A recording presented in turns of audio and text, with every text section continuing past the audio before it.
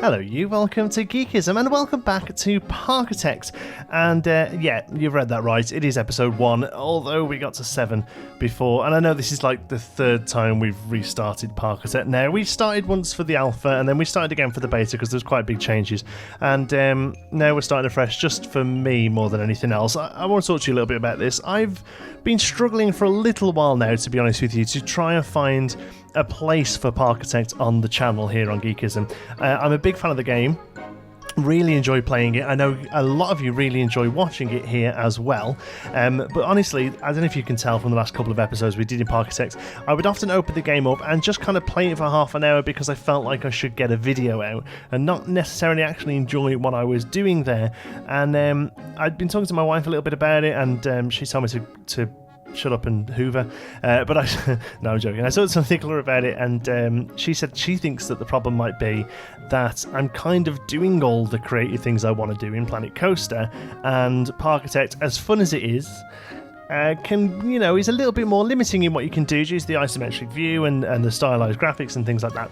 And I think she might be right. I think a lot of times I might go into Planet Coaster and go into Parkitect even and think, well, there's no point in doing this here because I could do this in Planet Coaster and it'd be better. And I think problem is that now, especially with 2 series in Planet Coaster ongoing at the moment with both Geekism Studios and Pinewood Hills, I'm kind of using up the creative juice in those. But I still really enjoy coming and playing this game, and I enjoy the sort of extra limitations it has due to the isometric view and the graphics, but then also the fact that you can get a little bit more done in a short space of time because of the isometric view and the limited graphics. And you physically can't spend hours placing individual cornices in this game. So because of that, you kind of use a sort of stylized design head on, and you kind of sort of get general themes as opposed to really specific little bits, and it's something I'm really enjoying in the game. And also it's got a huge selection of rides and all sorts that a lot of Planet Coaster doesn't have. And anyway, I was umming and ahhing about what to do and how to think about it, and the topic got onto when we're visiting Alton Towers again, which is hopefully going to be in a week or two. Me and Nicola are going to go down for all the day, and then it clicked.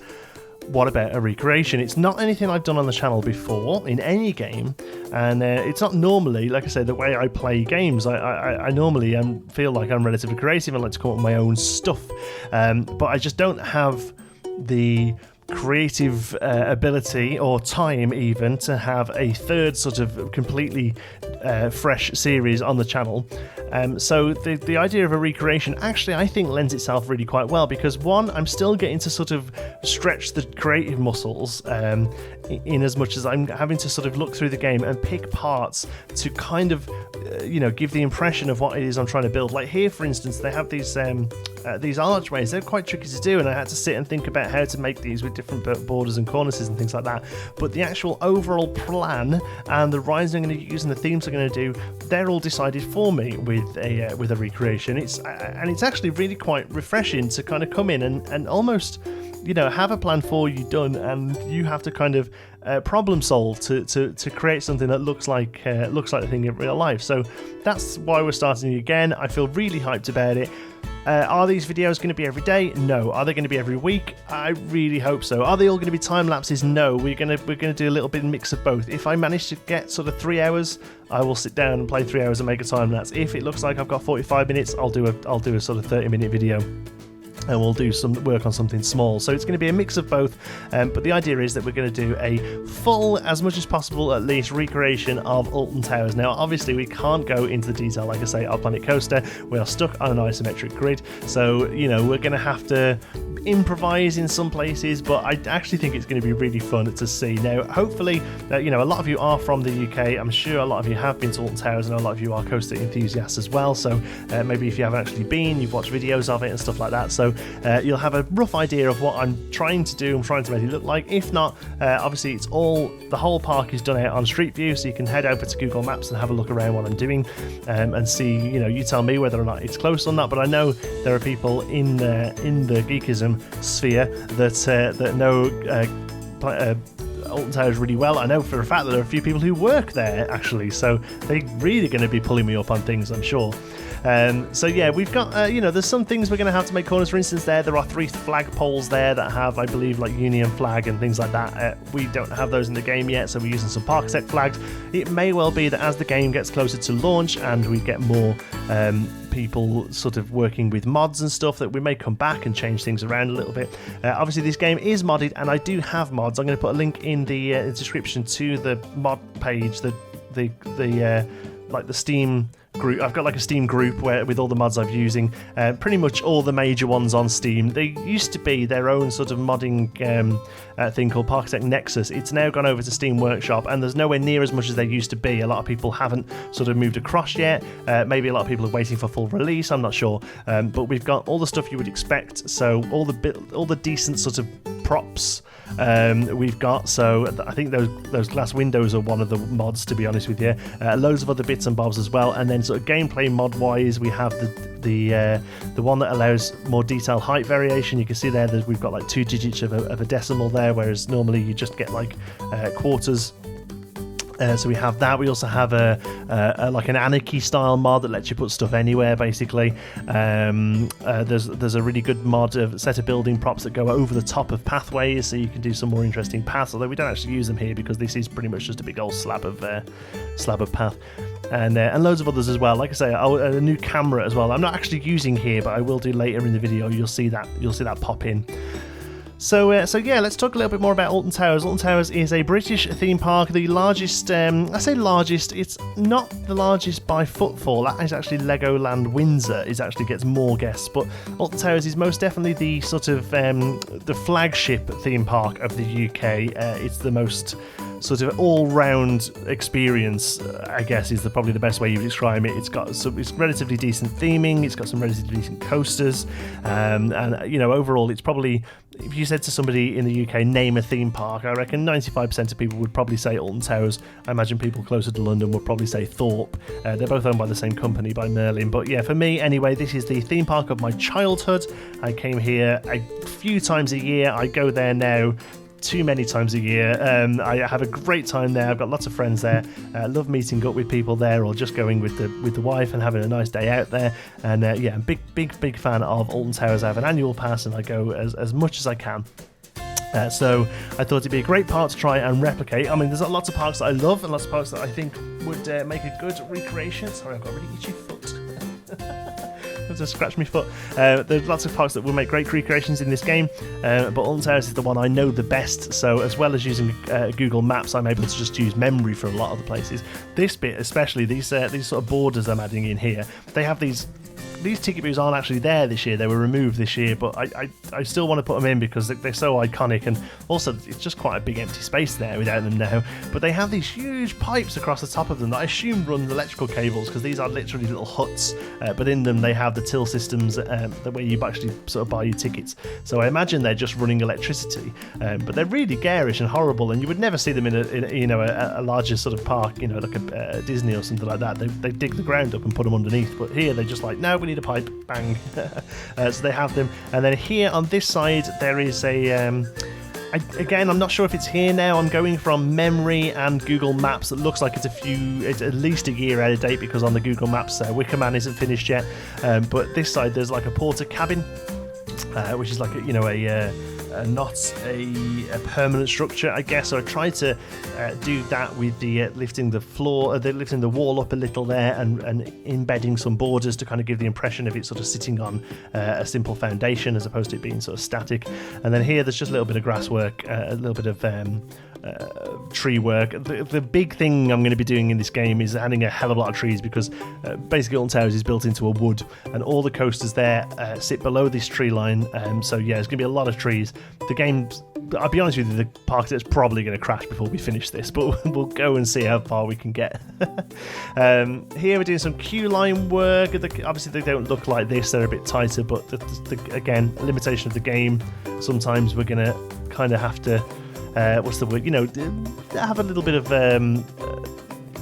artistic license. There we go, that was the word I was trying to think of. Occasionally you will see pauses. I apologise, that's just me going to the second screen and having a look around maps and kind of figuring out what is what. You'll see that the game rains heavily.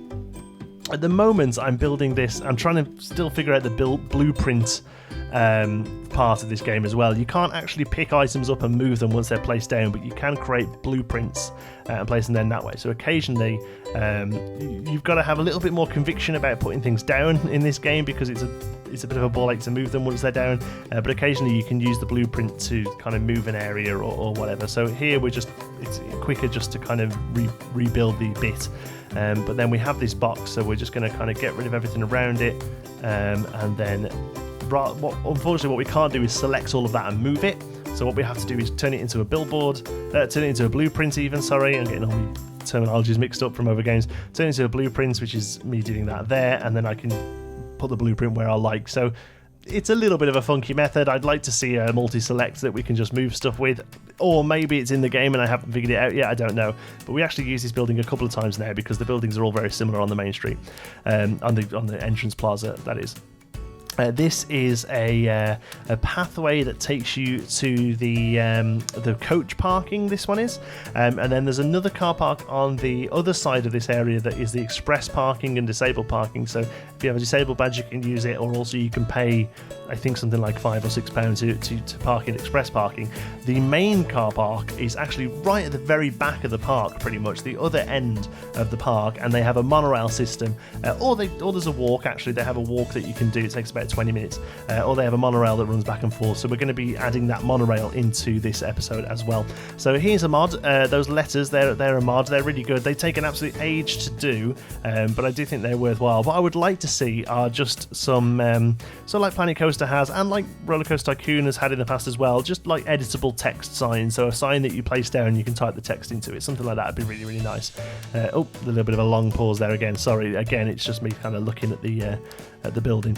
So here, I'm not building a ride. This isn't me building my first ride. This is actually the Corkscrew was an early Vekoma steel looping coaster. And it was I forget what actual record it had, but it was the first something in the UK. It was either the first coaster that inverted or the first coaster that had a corkscrew or something. I can't remember, but it used to be at Alton Towers. It was literally called the Corkscrew. Really janky early steel coaster. Opened up in the 70s when the park opened, and some point in the last decade, I forget when, maybe even longer than that ago actually, they got rid of it, and it's now been replaced by, I think it's where the Smiler is now. I think it was around there, but don't quote me on that.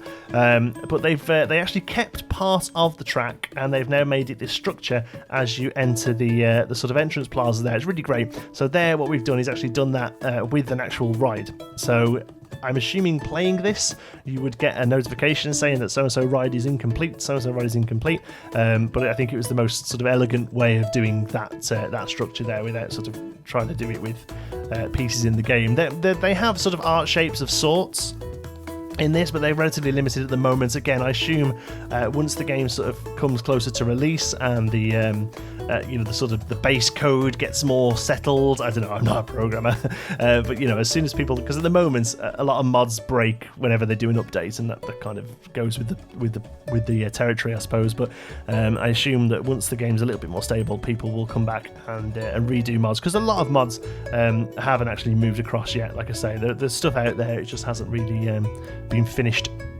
So this is actually the monorail station. I don't finish it in this. What I do is do that front bit there and then add the monorail on itself. It turns out that I'm trying to bear scale and things in mind. I think I'm doing it right, because when I try and put a few shops in at the moment, they clip. So that means the building I've built is probably the right size, because this game, just like Planet Coaster, just like all of these games to be honest, suffers a little bit with a large scale. Oh, the camera just shifted. There you go. So now we've got this new camera. Basically, it moves the camera from an isometric view into like a fully 3D camera, basically. And I wanted to use it for a few reasons. One, the main reason I put it on is so I can get some cool glamour shots at the end of each video, but also it makes building a lot easier because you can sort of get in and look under things and make sure you're putting them in the right place.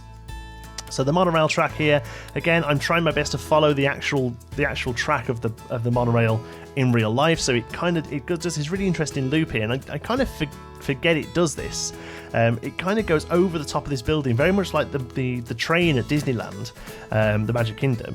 But I very rarely notice it in real life, and I don't really know why. But the monorail does this; it goes across the track there and comes round on itself. So here it is is where you actually get on and off.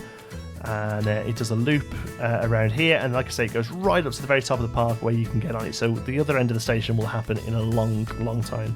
Here's me moving the game into scenario editor as opposed to just a sandbox park. I actually zoomed out and realised that the sandbox park wasn't that big, even the large version. So we've come to a scenario editor. It gives us a little bit more tools to use, and also we're allowed to place the entrance where we like, as in the actual entrance where guests spawn and things like that. So overall I think it's probably a good shift. Here in real life there's actually machines for the car park tokens. I thought it would be a good spot to put an ATM. The ATM goes there and toilets go on the other side again. You can see them clipping a little bit there. I might have to have another go at those and see if I can figure it out. But there we go, a couple of glamour shots. Thank you very much for watching. Hope you've enjoyed it. I'll try and get episode 2 out as soon as I can.